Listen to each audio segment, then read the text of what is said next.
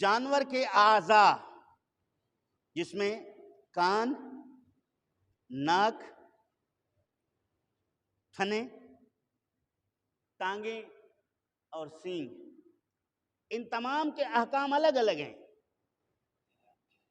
کان کٹے ہوئے جانور کا قربانی کرنا، یعنی ان کے کان میں سے ایک حصہ کاٹ دیا گیا ہے جو نصف تک پہنچتا ہے، جو اس کے حسن و جمال کو بگاڑ دیتا ہے، ایسے کان کٹے ہوئے جانور کی قربانی جائز نہیں ہے۔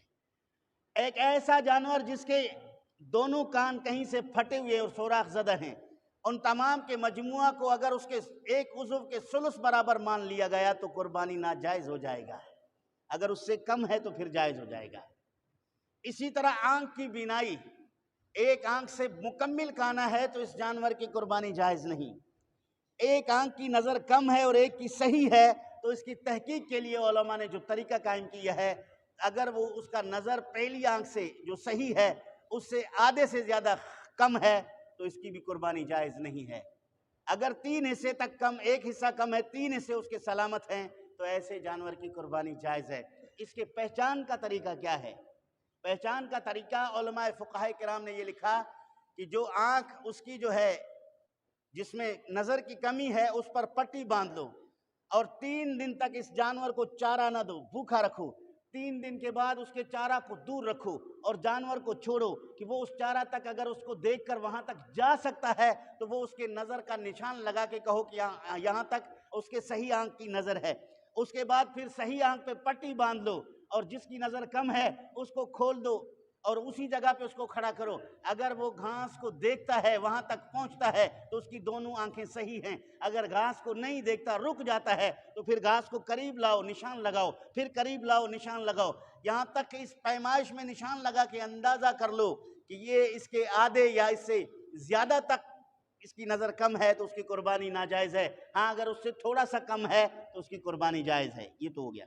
سینگ کا مسئلہ، کسی بھی جانور کے سینگ کا کچھ حصہ ٹوٹ جانا یہ قربانی کے لیے ناجائز ہونے کی دلیل نہیں ہے، عیب نہیں ہے۔ سینگ کا ٹوٹنا اس مینگ تک ہو جو دماغ ہے، وہاں تک اگر سینگ اس کا ٹوٹا ہے تو پھر اس جانور کی قربانی ناجائز ہے، اور سینگ اگر آدھے تک ٹوٹا ہے تو بھی جائز ہے۔ اگر اس دماغ تک نہیں ٹوٹا، کچھ حصہ اس کا سلامت ہے تو بھی جائز ہے، چونکہ علماء نے کہا کہ اس سینگ کا تعلق اس کے گوشت اور کھال سے نہیں ہے، یہ اضافی عضو ہے، لہٰذا اس کے اندر اس حد تک کہ عیب کو مانع قربانی قرار نہیں دیا گیا، لہٰذا ایسے جانور کی قربانی جائز ہے۔ بسا اوقات معمولی 1 انچ سینگ کٹنے پر، ٹوٹنے پر بھی اختلافات ہوتے ہیں۔ بکرا پڑی پر آپ جا کے دیکھو، لوگ بحث کر رہے ہوتے ہیں کہ اس کا سینگ ٹوٹا ہوا ہے، اس کا سینگ ٹوٹا ہوا ہے۔ اب اس میں ایک بکرا ہے اور ایک گائے ہے۔ بکرے کی زبان کٹی ہوئی ہے، بکرے کی زبان کٹی ہوئی ہے اور ہے فربا ہے، موٹا ہے، تازہ ہے، تو علماء نے اس کے جائز ہونے کا فتویٰ دے دیا، چونکہ وہ نظر نہیں آتا، اس کے فربا ہونے کو خراب نہیں کرتا، اس کے حسن و جمال میں فرق نہیں آیا، اس کے گوشت میں بھی اس نے کسی قسم کا نقصان پیدا نہیں کیا، لہٰذا اس کی قربانی جائز ہے۔ ہاں اگر گائے کی زبان کٹی ہوئی ہے، بیل کی، تو اس کی زبان کٹنے کی وجہ سے اس گائے اور بیل کی ناجائز ہے۔ آپ حیران رہ جاؤ گے اس کی وجہ کیا ہے؟ اگر بکرے کی زبان کٹ جائے تو قربانی جائز، گائے کی زبان کٹ جائے تو قربانی ناجائز، یہ کیا ہے؟ تو اس کی جواب سن لیجیے۔